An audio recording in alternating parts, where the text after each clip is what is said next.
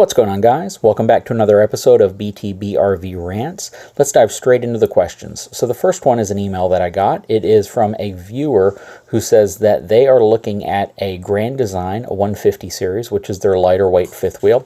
It's the 290BH, which is a compact bunkhouse, and Grand Design claims it has a 1,280 pound pin weight.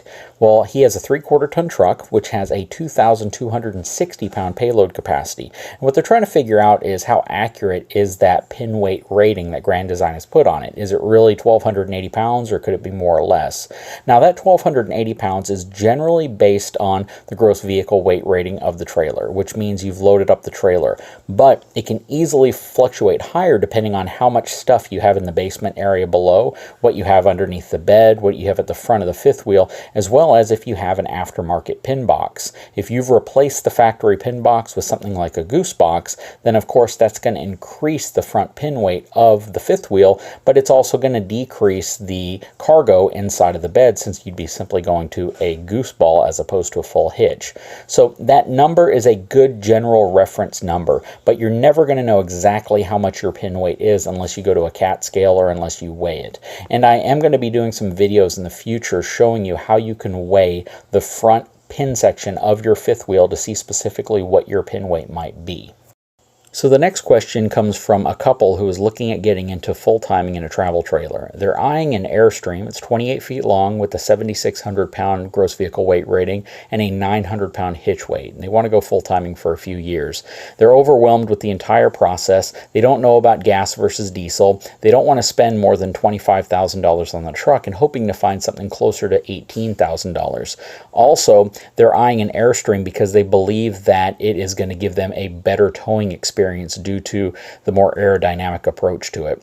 What I want to tell them is that I don't believe that an Airstream is going to be that much easier to tow than really any other travel trailer. One thing to keep in mind about an Airstream is that it is one of the few wide body travel trailers, which means it's going to be over the standard width of a standard travel trailer, which is 96 inches. So you're going to be 101 inches in total width.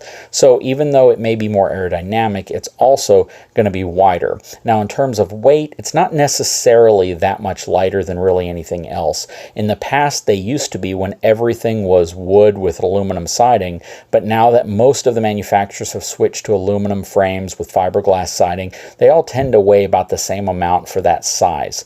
Now, what I would definitely tell you and advise you is that you don't need a diesel truck. If you can find a gas truck with low miles, if you can find one that's more than capable and has enough wiggle room to definitely give you the towing ability in excess of what you need, I would go that route. I would stick with a 3/4 ton truck. Again, I'm not too concerned about gas versus diesel. I would stick with something that has good service records, low miles, and has more capability than you need. Whether it's going to be a Chevy, Ford, or Ram, or even a Nissan Titan, I think you'd be in pretty good shape if it's a Titan XD at least.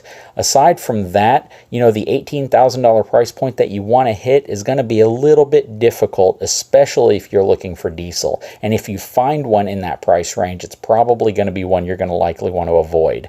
At $25,000, it opens up a few more different truck choices for you. You could definitely look at maybe a 3 or 4 year old Ram, possibly even with a Cummins, but again, you're going to be looking at a lower trim level. So it really depends on the features, the amenities, and the things that you want in that truck, which is going to help determine the price, as well as how it's been maintained and how many miles it has.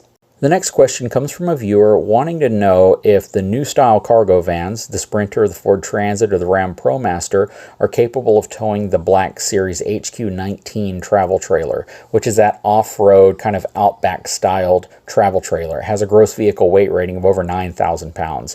There are no vans that are currently produced that are designed to tow that much weight, aside from potentially a Ford E450 or perhaps even the Nissan van, if you can find one that is spec'd out properly.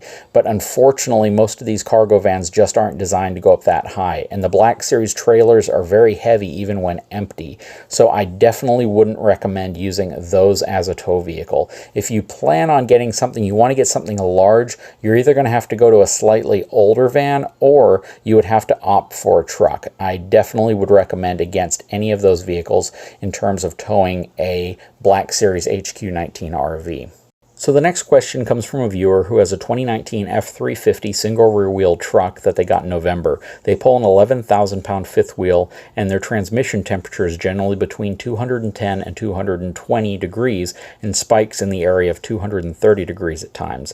He says that he's done some research and people say that that's pretty normal, and he's just wondering if he's being paranoid or if he's running hot. In my opinion, it is pretty normal. It also depends where you're taking your truck. If it's on flat lands in the northern part of the country where it tends to be a little cooler, that might be a little high. But if you're towing in an area where you go up a lot of hills, down a lot of hills, or in hot temperature, which the climate this year has been very hot, then that is pretty normal. And I would even say you're well under what the danger zone would be. So I wouldn't be too worried about it. If you see anything unusual, if you see spikes well above 230, then you might have something to be concerned about. But I think what people are telling you in terms of it being normal, they're probably being pretty accurate. The next question I have is from a viewer who plans on going full-time RVing, and they want to pull a toy hauler fifth wheel. They already plan on getting an F450, but they're leaning towards a two-wheel drive version versus the four-wheel drive, and they don't know which one's going to be better. Well, first of all, the four-wheel drive version is going to have a slightly lower towing capacity in terms of fifth wheel towing, but I really doubt that you're going to get a fifth wheel toy hauler that's going to exceed the towing capacity of either the two-wheel drive or four-wheel drive truck. If you're that concerned about it and you plan on getting, a fifth wheel that's going to weigh over 30,000 pounds gross vehicle weight rating, then a two-wheel drive model is going to provide you a higher rated tow capacity, even though you might not be able to find a fifth wheel hitch that will mount in your truck to support it. All that being said, I would lean towards the four-wheel drive truck, even though it has a slightly lower overall tow capacity in terms of gooseneck towing, simply because it's going to give you more capability. And if you have a toy hauler, you're likely to have toys. And if you ever go out to the sand or the mud or anything like that, you're going to wish you had the four-wheel drive version. In terms of which one's better than the other, it's really not going to be much of a difference. You're going to have a little bit more maintenance in the long run on a four-wheel drive model, but overall, the capability that it gives you is definitely going to be worth it. And the next question is from somebody wondering if the pair of ETrailer inverter generators, when ran in parallel to give you 50 amp service, is comparable to the Honda Yamaha Champion version from other competitors. And in my opinion, it's going to be as close to probably the Champion generator line as you're going to find. It's probably not going to be quite as quiet as the Honda or Yamaha, but it's still going to perform equally as well. And I think that the cost savings that you're going to have, you're going to really enjoy because you can apply it in other areas of your camping adventures. And guys, that'll wrap it up for this Q&A session. If you haven't had a chance, please take a moment, subscribe to this channel as well as my Big Truck Big RV channel. We'll talk to you soon.